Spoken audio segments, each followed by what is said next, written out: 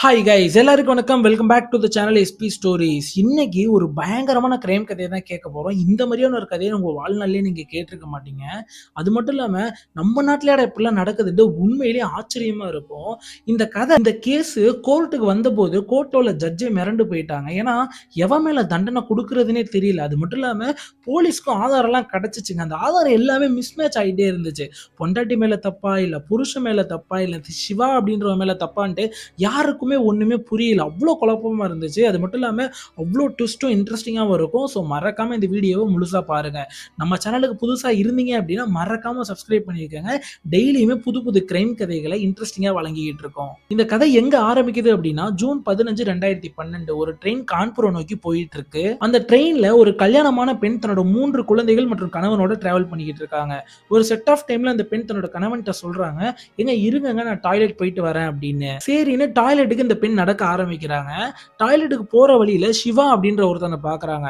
அந்த சிவாவுக்கும் இந்த பெண்ணுக்கும் ஆல்ரெடி பழக்கம் இருக்கு. அதாவது இந்த பெண்ணும் சிவாவும் ஒரே கம்பெனில வேலை பார்க்கறவங்களாம். அது மட்டும் இல்லாம இந்த சிவாவுக்கு இந்த பெண் மேல தவறான கண் ரொம்ப நாளாவே இருந்திருக்கு. அது இந்த பெண்ணுக்கும் தெரியும் அப்படின்னு சொல்லப்படுது.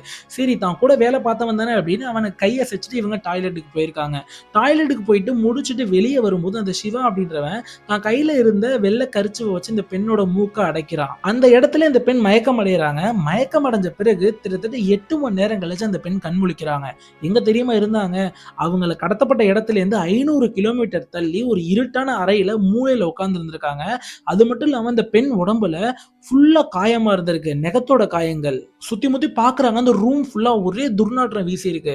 சிறுநீரோட துர்நாற்றமும் சரக்கு ஸ்மெல்லு, அந்த சிகரெட் ஸ்மெல் எல்லாமே அடிச்சிருக்கு. மூக்க மூடிட்டு கால்களை பாக்குறாங்க.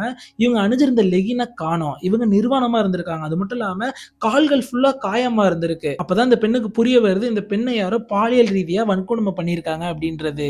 உடனே இந்த பெண் அந்த இடத்துல கத்த ஆரம்பிக்கிறாங்க, கதற ஆரம்பிக்கிறாங்க. திடீர்னு இந்த சிவா அப்படின்ற உள்ள வரான். இந்த சிவாவை பார்த்துட்டு நீயாடா அந்த வேலையை பண்ண அப்படின்னு இந்த பெண் கதறி அழுவ ஆரம்பிக்கிறாங்க. ஒரு கத்தியை எடுத்து அந்த பெண்கிட்ட காட்டி, நீ கத்துனா உன்னை இங்கேயே வெட்டி போட்டு போயிருவேன், அமைதியா உட்காரு அப்படின்னு சொல்லியிருக்கான்.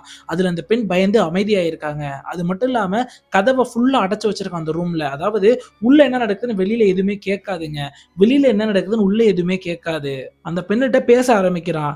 ஏண்டி உன்னை நான் அடையணும்னு ஆசைப்பட்டேன். நீ ஆனா உன்கிட்ட நான் சொல்லி பார்த்தேன். நீ கேட்கல. அதனாலதான் உன்னை நான் கடத்திட்டு வந்துட்டேன். நீ இனிமேல் எங்கேயுமே போக முடியாது. உன் வாழ்க்கை ஃபுல்லா நீ இந்த ரூம்லயே தான் இருந்தாகணும். என் கூட மட்டும்தான் இருந்தாகணும். நீ செத்தாலும் இங்கே தான் சாகணும் அப்படின்னு மிரட்டுறான். இந்த பெண்ணும் சரி நம்ம கத்துனாலோ இல்ல இவனை போயிட்டு நம்ம அட்டாக் பண்ணிட்டு நம்ம தப்பிக்க நினைச்சாலும் நம்மள கொன்றுவோம் அப்படின்ட்டு அவனோட அங்கேயே இருக்காங்க. ஐயா கிட்டத்தட்ட 3 மாசம் அந்த பொண்ணை போட்டு டார்ச்சர் பண்றான் ஒரே ஆளுமா. அந்த பொண்ணுக்கு சாப்பிட்ற நேரத்துல சாப்பாடுலாம் வாங்கி கொடுத்துக்கிட்டே இருக்கான். வெளியில போறப்ப ரூமை ஃபுல்லா பூட்டிட்டு போயிடுவானா. அது மட்டும் இல்லாம வெளியில எப்ப போனாலும் இந்த பெண்ணோட 2 கை 2 காலையும் கட்டிட்டு வாயையும் கட்டிட்டு தான் வீடை விட்டு வெளியே போயிருப்பான். அதனால இந்த பெண்ணால தப்பிக்கவே முடியல. அது மட்டும் இல்லாம கிட்டத்தட்ட 3 மாசம் இந்த பொண்ணை போட்டு கொடுமை பண்ணியிருக்கான் அந்த ஒரு ரூம்லயே வச்சு. இந்த 3 மாசம் 6 மாசமா மாறுது. இந்த 6 மாசம் 9 மாசமா மாறுது. கிட்டத்தட்ட 9 மாசமா அந்த பெண்ணை ஒரே ரூம்ல வச்சு டார்ச்சர் பண்ணியிருக்கான். அது மட்டும் இல்லாம என்ன செய்யறான் அப்படின்னா இந்த சிவா அப்படின்றவனோட 2 க்ளோஸ் ஃப்ரெண்ட்ஸையும் அதே ரூமுக்கு அடிக்கடி அழைச்சிட்டு வரான். அடிக்கடி அழைச்சிட்டு வந்தது மட்டும் இல்லாம அவனுங்களோட ஃபேஸை கருப்பு கலர் தொப்பியை வச்சு முடியும் கூட்டிட்டு வந்து இந்த பொண்ணை வன்கொடுமை பண்ண ஆரம்பிக்கிறானுங்க. இந்த பொண்ணு கத்துவா அப்படின்றதுனால இவளோட வாயில துணியை வச்சு அடைச்சு இந்த பொண்ணுகிட்ட தப்பான முறையில சீண்டெல்லாம் செய்ய ஆரம்பிக்கிறாங்க. அவ்வளவு கொடுமையும் தாங்கிட்டு அந்த பெண்ணால எதுவுமே செய்ய முடியல. அமைதியாவே இருக்கா. இந்த கொடுமையில இருந்து தப்பிச்சு அவனும் இந்த பெண் ஒரு பிளான் போடுறா. இந்த சிவா அப்படின்றவன்ட்ட அவனுக்கு பிடிச்ச மாதிரியே கொஞ்ச நாள் பேச ஆரம்பிக்கிறா. இதனால சிவா என்ன பண்றான் அப்படின்னா வெளியில போறப்பெல்லாம் ரூமை மட்டும் லாக் பண்ணிட்டு போறான். அவளை கட்டுறதை விட்டுட்டான். ஏன்னா சிவா நம்ப ஆரம்பிச்சுட்டான். சரி இவளுக்கு நம்ம கூடயே இத்தனை மாசமா இருந்தனால நம்மள புடிச்சு போச்சு போல. இனிமேல் இவ தப்பிக்கலாம் ட்ரை பண்ண மாட்டா அப்படின்ட்டு வெளியே போறப்ப ரூமை மட்டும் லாக் பண்ணிட்டு போறான். இவ கை கால்லாம் கட்ட மறந்துடுறான்.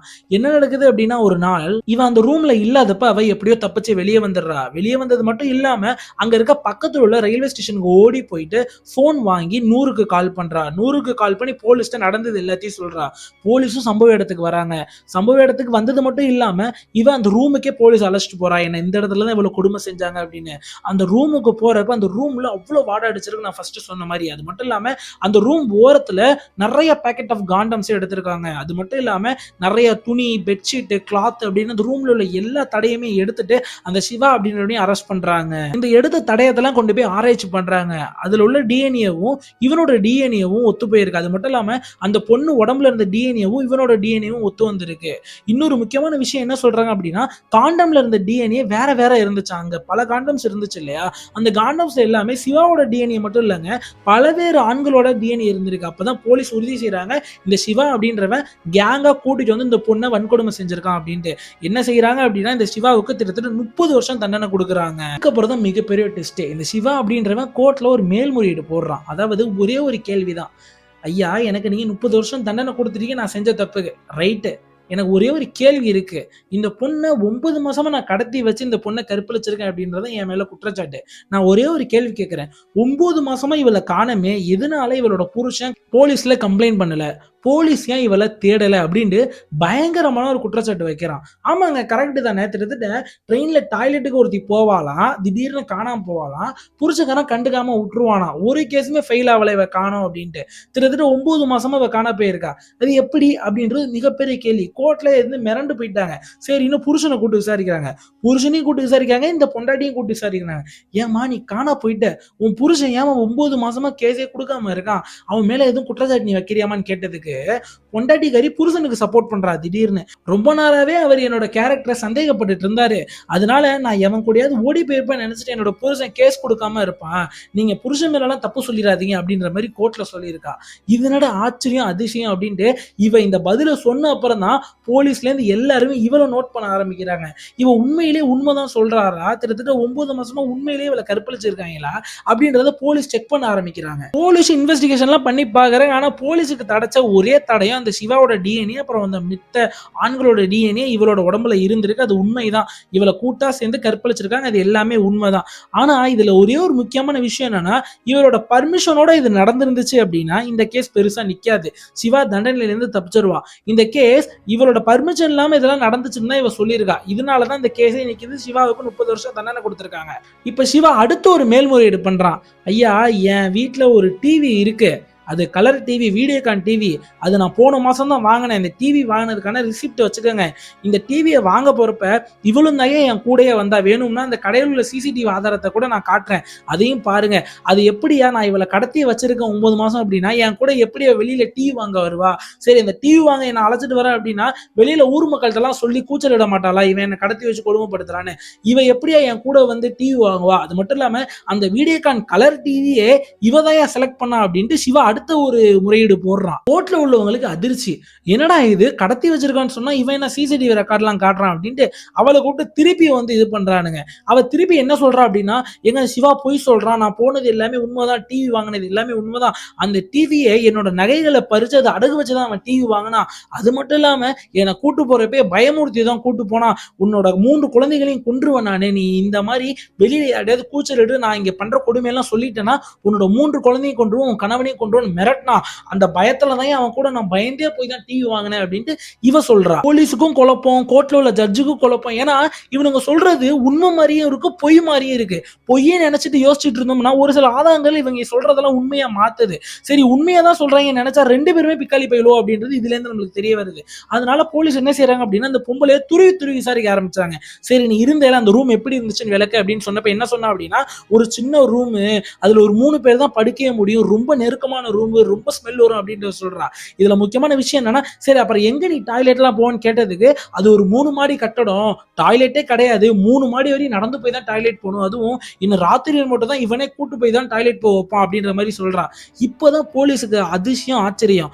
ஏண்டி இதை எப்படி தப்புச்சான்னு கேட்கறப்ப ஒரு கதை சொல்லியிருந்தா. அதாவது நான் முதல்ல சொன்னேன்னு, அந்த சிவான்றவன் வீட்டுல இல்லாதப்ப தப்புச்சா அப்படின்ட்டு, அந்த கதை எப்படின்னா பேசிக்கலி இந்த சிவா அப்படின்றவன் வீட்டுல இல்லையா, இவ அதுக்கு முன்னாடியே கொஞ்சம் நேரத்துக்குள்ள டாய்லெட்ல போய் கதவை சாத்திக்கிட்டாலாம் ரொம்ப நேரம். சிவாவும் வெளியே வருவான்னு எதிர்பார்த்து, சரி அந்த முண்டம் லேட்டா வருவா அப்படின்னு இவன் வெளியில போயிட்டான். அதுக்கப்புறம் ஓடி வந்ததான் போலீஸ்ட சொல்லியிருக்கா.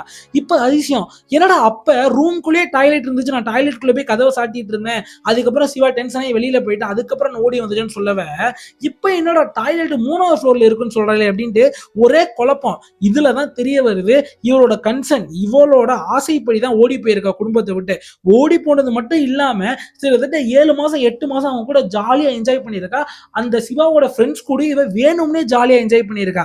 இது ஒரு கட்டத்துல இது டார்ச்சரா மாறி இருக்கு இவளுக்கு. அப்ப என்ன செஞ்சிருக்கா அப்படின்னா, இவளோட புருஷனுக்கு ஃபோன் பண்ணி இந்த மாதிரி நான் ஓடி வந்து தப்பு பண்ணிட்டேன், நான் உன்னோட காதலை இப்பதான் நான் உணர்றேன் தூரத்துல இருக்கப்பதான், தயவு செஞ்சு என்ன திருப்பி ஏத்துக்க அப்படின்ட்டு இந்த கணவருமே சொல்லியிருக்காரு. இந்த இடத்துல தான் ஒண்ணுமே புரியல. கணவர் எப்படிங்க ஒத்துப்பான்?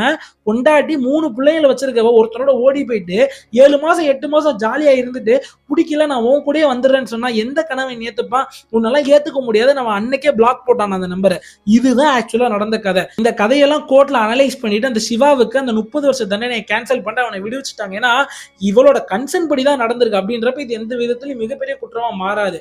இருந்தாலுமே இந்த போலீஸ் அலக்களிச்சது, இந்த கோர்ட் அலக்களிச்சது எல்லாமே இவன் மேல குற்றம் தான். இவளுக்கு என்ன தண்டனை கொடுத்தாங்கன்னு எந்த ஒரு வெப்சைட்ல எந்த ஒரு அந்த ஆர்டிகல்ஸ் எதுலையுமே சொல்லல. இவ்வளவுதான் கதை ஆர்டிகல்ஸ் எல்லாம் இருந்துச்சு. எவ்வளவு கேவலம் நினைக்கிறவங்க கண்டிப்பா சப்ஸ்கிரைப் பண்ணிட்டு போயிருங்க. இந்த மாதிரி கேவலமான கதைகள் நிறைய நம்ம பார்க்கலாம். நம்மளோட சேனல் ஒரு சிறிய சேனல், இப்பதான் ஆரம்பிச்சிருக்கோம். ஒரு 100 சப்ஸ்கிரைபர் தான் இருக்கும். 100 சப்ஸ்கிரைபர் தான் இருக்கே அப்படின்லாம் நார்மலா போயிடாதீங்க. அருமையான தரமான கண்டென்ட், தெளிவான நியூஸ் ஃபுல்லா வெரிஃபை பண்ணி கிட்டத்தட்ட 2 மணி நேரம் அந்த நியூஸை படிச்சு பார்த்துட்டு அதுக்கப்புறம் தான் உங்களுக்கு வீடியோவை போடுவோம். முக்கியமான விஷயம் இதுல என்ன அப்படின்னா, நியூஸ்னா இப்போ வெப்சைட்ல படிக்க மாட்டாங்க. அந்த கோர்ட்ல நடந்த வாதங்கள்லாம் ஒரு சில இடத்துல எழுதி வச்சிருப்பாங்க நெட்வொர்க்ல. அதை போய் தேடி எடுத்து அந்த ஆர்டிகல்லாம் தெளிவா படிச்சு தான் வீடியோ போடுவோம். ஒரு சில தப்புகள் நேர்ந்திருக்கலாம். அதுக்கு உங்களோட காலை தொட்டி நாங்க மன்னிப்பு கேட்டுக்கிறோம். ஏன்னா இது வந்து ஒரு 2-3 பேரா செய்யற விஷயம். அதனால ஒரு சில தப்பு நடந்திருக்கலாம். ஸோ அதெல்லாம் நீங்க வந்து மன்னிச்சு ஏத்துப்பீங்க அப்படின்னு நம்புறேன்.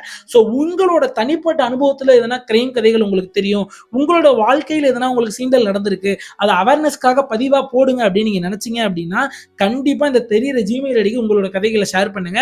அதை நாங்க ஒரு அவேர்னஸ் வீடியோவா எடுத்து இந்த சேனல்ல அப்லோட் பண்ணுவோம். நன்றி, வணக்கம்.